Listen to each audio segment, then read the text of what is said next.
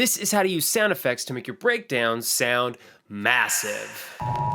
One of my favorite tricks for taking a breakdown from big to massive is by using sound effects to increase the dynamic impact of the breakdown. This is the breakdown from my song Party Time, and this is what it sounds like with just the instruments.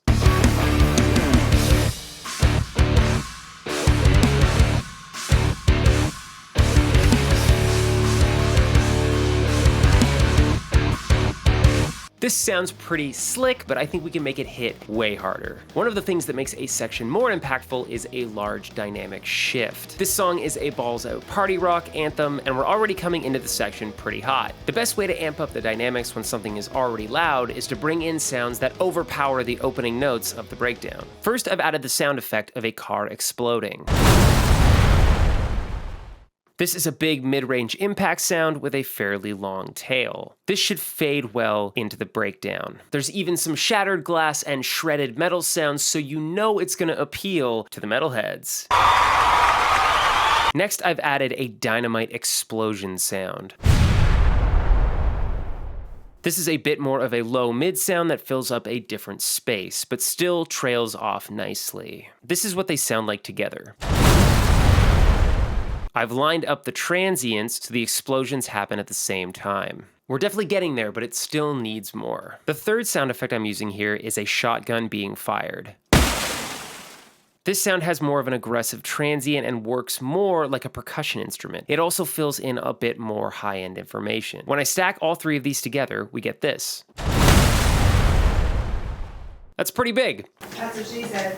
I've faded each of these sounds out fairly quickly so that they don't get in the way of the rest of the breakdown.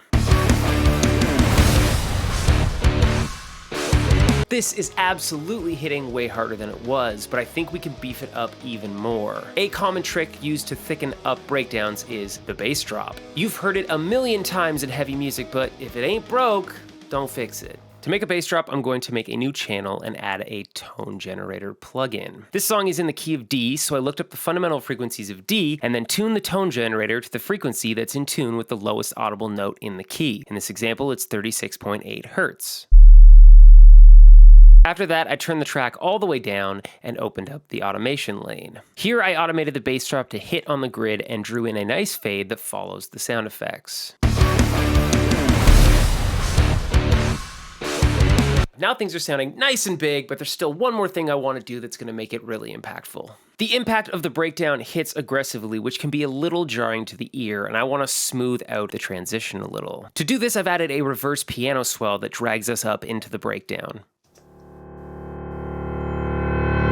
To create this sound, I opened up a MIDI track with a piano software instrument. Then I found a nice low note that fits the song. I added a big reverb with a lot of space and a long tail and then bounced it down to an audio track. Now we have a single piano note with a huge reverb tail.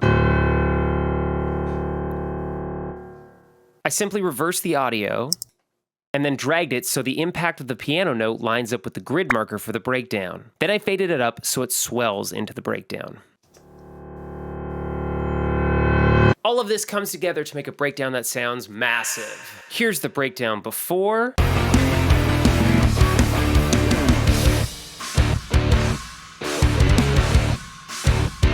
And here it is after.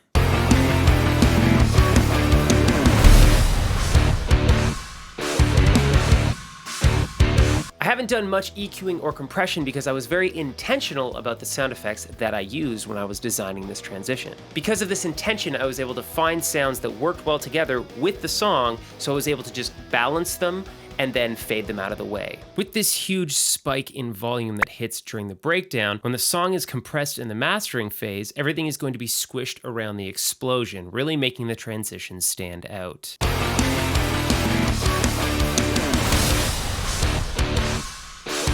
I think this makes the breakdown hit way harder and adds a little sonic excitement to the song. Hopefully you found this trick helpful and you can find a way to incorporate sound effects into your next breakdown. If you enjoyed this tutorial, please check out this video where I show you how to make interesting transitions using choirs and sound effects. I'm Andy Negative and I'll see you on the other side.